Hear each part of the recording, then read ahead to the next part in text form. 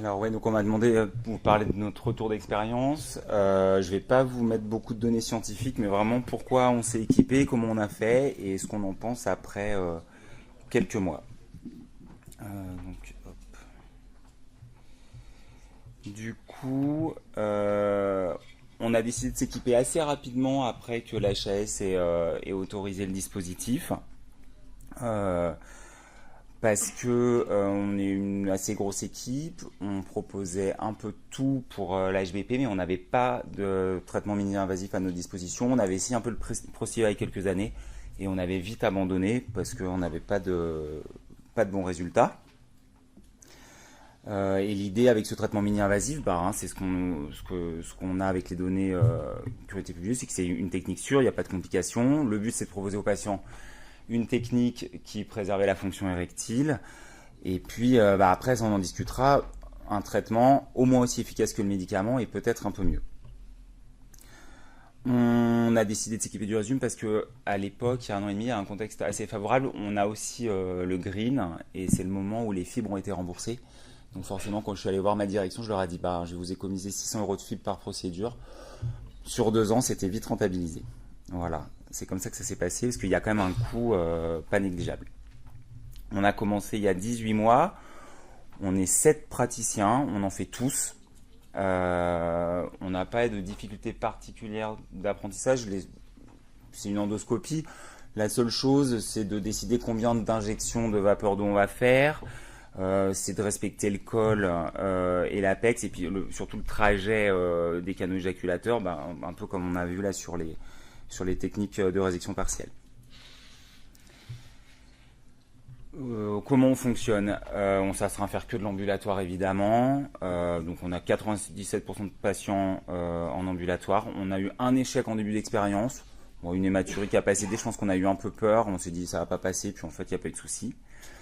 On fait de l'anesthésie générale, on n'a pas essayé de technique sous anesthésie locale. On laisse la sonde 5 à 7 jours.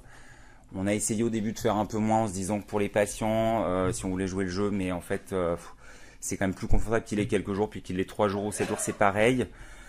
Du coup, ce qu'on fait, c'est qu'on leur propose une consultation d'éducation thérapeutique qu'on faisait pas avant. Quand ils viennent voir l'anesthésiste, ils voient notre infirmière et ils savent déjà gérer leur sonde. On évite le passage des infirmières, même pour les patients un peu âgés. Après, les petites choses, c'est ce qui est recommandé. Un mois d'alpha-bloquant qu'on maintient, je suis pas sûr que ce soit indispensable.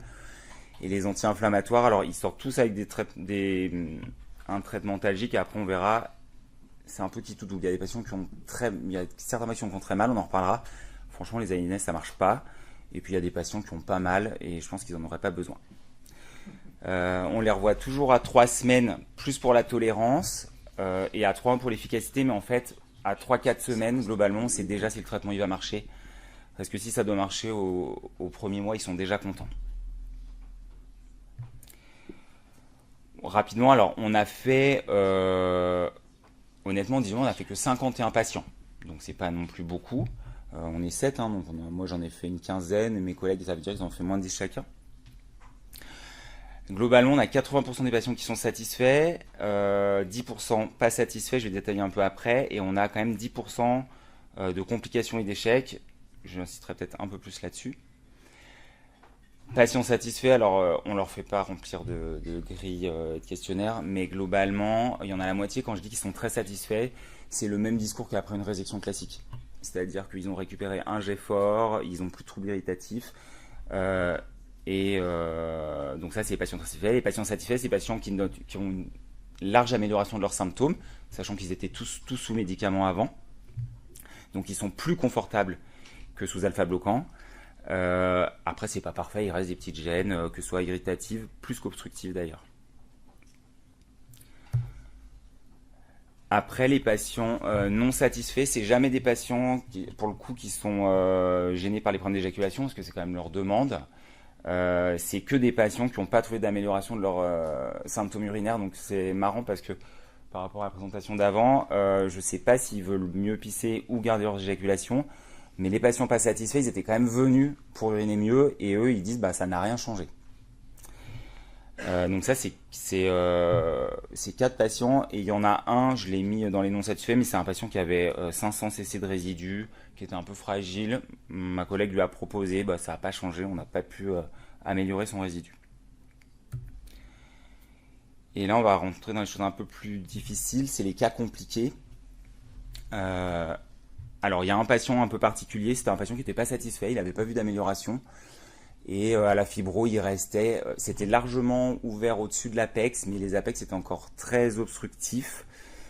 On lui a proposé un deuxième résumé, et là, c'est moyen parce que on n'a pas vraiment amélioré son confort. On l'a même rendu un peu incontinent. Alors c'est pas une grosse incontinence, mais clairement, il n'est pas confortable.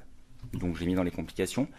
Et les 4 autres, c'est ceux qui m'embêtent un peu plus. C'est toujours les mêmes cas. C'est les patients qui sont tout de suite hyper douloureux, qui restent dysuriques, qui sont très polacuriques et clairement ils sont aggravés par rapport à leur état antérieur. C'est-à-dire qu'ils étaient plus confortables sous médicaments et clairement on a déstabilisé leur équilibre vésico-prostatique. Et là c'est très compliqué de les gérer parce que comme on est en début d'expérience, on dit bah ça va peut-être passer, on attend, on les fait patienter. Et en fait c'est tous des patients qu'on a dû opérer dans les 6 mois un peu en urgence pour les soulager, avec des bons résultats certes, mais voilà, c'est des patients qui n'auraient peut-être pas forcément été opérés avant pour le coup. Nos résultats en termes d'éjaculation, et ben sur les 46 patients, donc j'ai exclu les 5 patients compliqués, on a un patient qui a présenté une éjaculation rétrograde et 3 qui rapportent une diminution du volume éjaculatoire. Voilà, et puis bah forcément les 5 patients compliqués, je les ai mis dans les arrêts d'éjaculation. Donc ça fait 11%, c'est à peu près les chiffres qu'on retrouve dans les différentes études. Et alors après la partie un peu plus compliquée, à qui je propose le résumé. Alors en 18 mois, on n'a fait que 51, je dis que 51 résumés parce que c'est a priori c'est pas mal sur la région, mais c'est pas énorme, surtout en regard du nombre de chirurgies classiques qu'on va proposer. Et ben, je pense, rien que moi, j'en fais 3 par semaine, des chirurgies classiques. Donc, ouais, je vais pas calculer, mais c'est pas beaucoup, hein, franchement. Et pourtant, on en parle beaucoup. Euh, J'en parle maintenant à quasiment tous les patients, même avant de les mettre sous traitement alpha-bloquant. Au moment où je leur parle de l'éjaculation rétrograde, je leur parle de la possibilité du résumé. Je leur dis, parce que je commence à leur dire que si c'est très gênant pour eux l'éjaculation, bah on arrêtera et on rediscutera de ça. Donc ils savent que ça existe. Il n'y a aucun patient qui me demande le résumé directement et je pense que je le ferai pas. Je ferai toujours de manière un test thérapeutique aux alpha-bloquants. Et après, j'en parle aussi à tous les patients, même si je pense qu'ils méritent une chirurgie classique. Parce qu'ils se renseignent, maintenant ils savent tous. Donc je leur en parle et j'essaye de leur dire que je pense que c'est pas une bonne idée.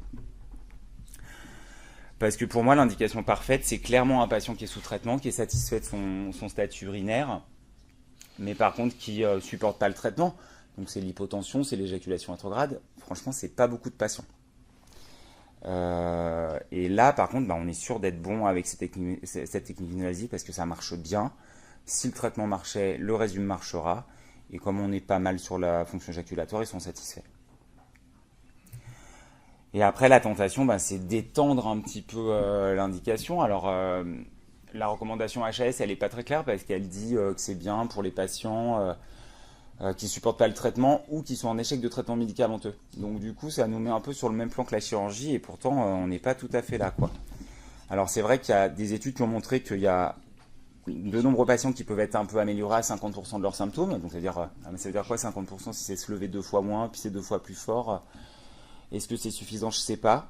Donc ça change beaucoup le discours en consultation.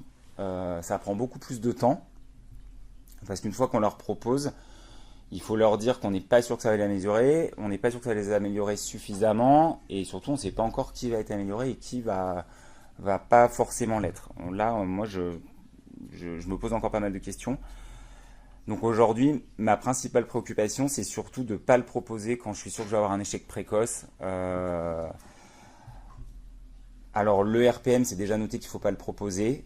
En fait, moi, le seul truc que j'ai sur les cas difficiles qu'on a eu, c'est des patients qui sont très dysuriques. En gros, si les symptômes urinaires obstructifs sont très sévères, il ne faut pas leur proposer. Je leur dis que même s'ils veulent garder l'éjaculation, je risque de les compliquer, que ça va mal se passer. Donc honnêtement, je préfère ne rien faire s'ils ne veulent pas se faire opérer.